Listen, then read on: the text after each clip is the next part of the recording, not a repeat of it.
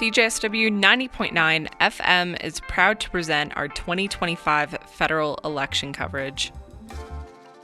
CJSW radio broadcasts out of the University of Calgary campus located in Calgary, Alberta, and we would like to take this opportunity to acknowledge the traditional territories of the people of the Treaty 7 region in southern Alberta. The City of Calgary is also home to the Métis Nation of Alberta, Districts 5 and 6.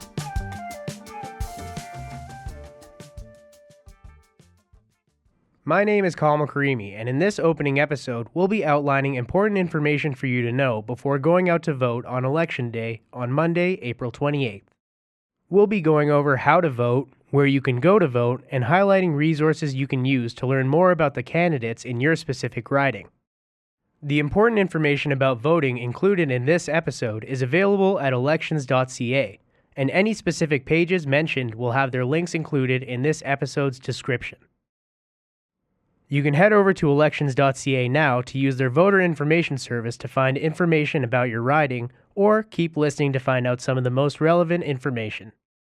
Throughout this episode, I'm going to try to answer some basic questions about this upcoming election and explain a bit of how the election works. What is this election for, and what are we voting for? Monday, April 28th is the date of the 2025 federal election, which means voters will be deciding on which political party will be in charge of decision-making for the country going forward. Voters will elect members of parliament, or MPs for short, from the ridings that they live in, who will represent that constituency or electoral riding in the House of Commons. A riding is the term used for electoral districts during the federal election, and there is a seat in the House of Commons for an MP from each riding. After voting has completed on April 28th, the government is formed by the party that has the most MPs with seats representing them in the House of Commons. The leader of the party with the most votes becomes the Prime Minister, who then selects his cabinet of ministers. The vote itself may lead to a few different forms of government, depending on how many seats each party ends up with. A majority government is formed if the elected party has more than half of the seats, which would be at least 170 out of the 338, whereas a minority government is formed if the party with the most seats has less than 170 of them. The government can function differently based on being a majority or a minority. Majority governments tend to give the leading party more decision-making power because decisions are made by a majority within the House, which the leading party will then have. These majority governments' decision-making are generally characterized by qualities such as mandate, legislative power, and stability for that leading party. Minority governments have less power in their decision-making, which can change how that government functions as well. It could lead to factors such as legislative compromise, increased influence by the opposition parties, limitations on legislations, and instability for that leading party. A coalition government can also be formed, which consists of two or more political parties agreeing to form the government together, leading to a cabinet with ministers from each party. Canada currently has a minority government held by the Liberal Party of Canada, with the Liberals having 152 members in the House of Commons, the Conservative Party with 120, the Bloc Québécois with 33, the New Democratic Party, or NDP for short, with 24, the Green Party with 2, 3 spots held by independent MPs, and 4 vacant spots. In order for a party to be recognized as an official party or have official party status in the House of Commons, they must have at least 12 members. For this information and to learn more about the House of Commons, you can visit ourcommons.ca, which will be linked in this episode's description. Who exactly am I voting for in this election? Canadians will be voting for MPs in their specific riding. Each riding will have MP candidates from specific federal parties who will then represent your constituency or electoral district within the House of Commons. You may have already seen some campaign signage from the candidates in your area, but to find a full listing of the candidates and to access their websites or office phone numbers to learn more about them, you can head to Elections Canada's Voter Information Service, type in your postal code, and it will provide you with a button titled, "Who are the candidates in my electoral district?" This same service is where you can find important information about when voting takes place, and answers questions such as, where do I vote? am I registered to vote, and what pieces of ID do I need to vote? We'll be answering that last question about IDs later in this episode, but the location you vote and whether or not you're registered is up to the individual, so please head to the Voter Information Service at elections.ca to find out for yourself. You may have also received a voter information card in the mail, which will provide the same information. When and how are Canadians supposed to vote? In order to vote in this election, you must be a Canadian citizen, be at least 18 years old on election day, and prove your identity and address. If you fit all of these criteria, then there are a few different ways you can vote in this upcoming election. The most common way is by voting on election day. More specifically, by going to your assigned polling station on Monday, April 28th. You can find your assigned polling station by using the Voter Information Service or by checking your voter information card. On election day, the polls will be open for 12 hours, with those hours depending on your time zone. For Mountain Time, the voting hours will be from 7:30 a.m. to 7:30 p.m., but a full listing of these hours are available on elections.ca. The second way you can vote is by voting on advanced polling days. If you plan on using advanced polling, you can visit your assigned advanced polling station from 9 a.m. to 9 p.m. on Friday, April 18th, Saturday, April 19th, Sunday, April 20th, or Monday, April 21st. Your advanced polling station may differ from the one you're supposed to use on election day, so make sure to find that information by going to the information service or using your information card.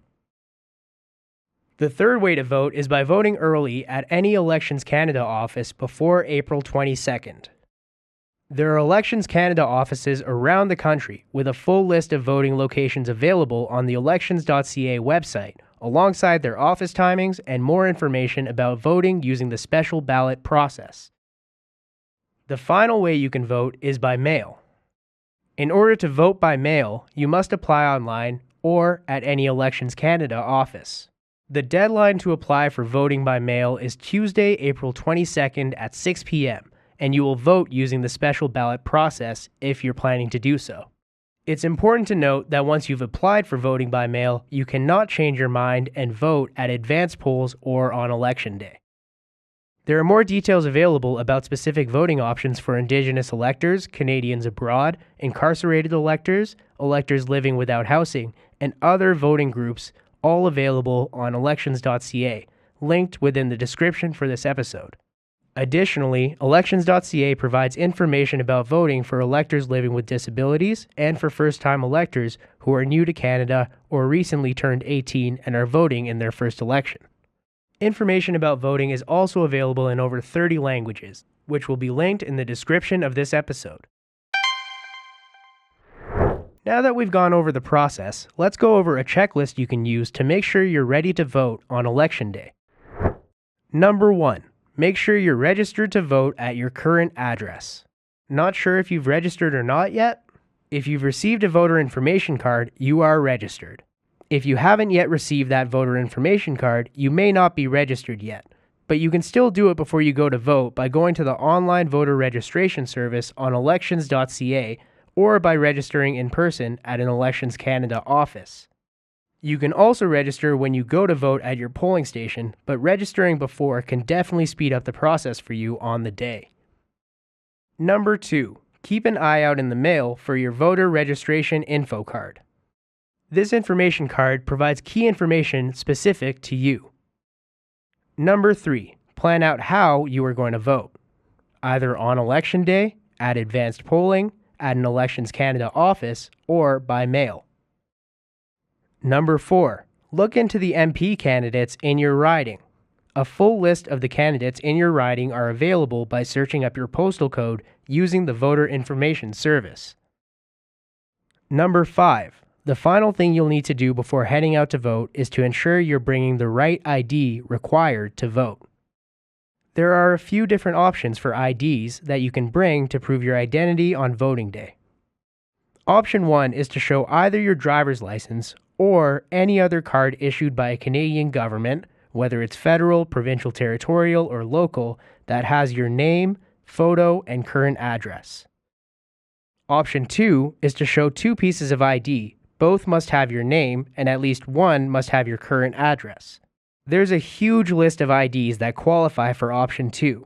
They can be from a government or government agency, for example, pieces like health cards or birth certificates, but they can also be forms of ID from educational institutions, from Elections Canada, from a healthcare facility or organization, from a financial institution, from a private organization, or as a letter of confirmation. A full list of these accepted IDs for option 2 will be linked in the description for this episode.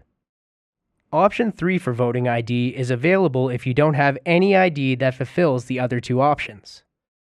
Elections Canada says you can still vote in the election if you declare your identity and address in writing and have someone who knows you and who is assigned to your polling station vouch for you.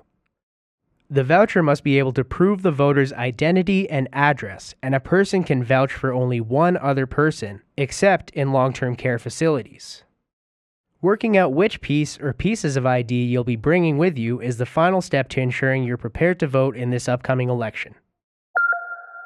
This concludes the opening episode of CJSW's 2025 federal election coverage. After listening to this episode, we hope you feel more prepared to go out and vote in this upcoming election.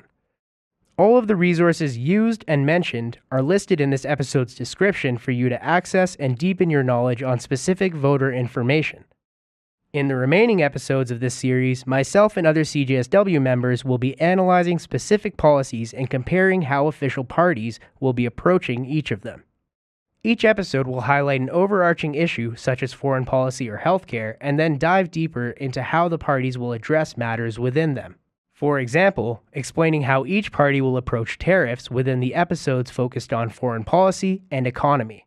We hope you listen to the rest of the episodes and that they help to inform your decisions in this upcoming election. Thank you so much for listening, and see you in the next episode.